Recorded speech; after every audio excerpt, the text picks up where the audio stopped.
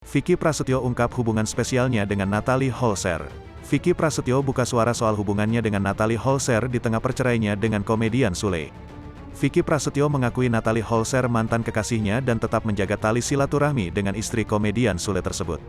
Diketahui, Vicky Prasetyo pernah punya hubungan spesial dengan Natalie Holzer muncul belum lama ini di tengah proses perceraian dengan Sule. "Ya itu sudah lah ya, itu kan udah dulu hal yang dulu lah ya," ujarnya. "Hal yang udah lama lah ya," kata Vicky Prasetyo saat ditemui di kawasan Bekasi, Jawa Barat, Senin, tanggal 1 Agustus tahun 2022. Vicky menegaskan, Natalie masih berstatus istri Sule.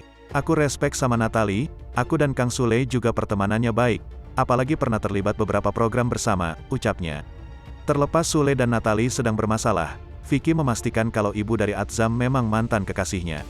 "Udah lama, jauh banget. Sebelum jauh banget sama Kang Sule, memang aku kenal sosok Natalie sebelum sekarang lah," ungkap Vicky.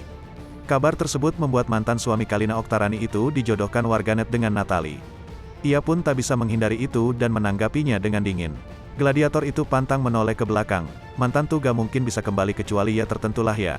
Ada beberapa mantan yang memang layak untuk bisa kembali dan memang ada yang enggak," jelasnya.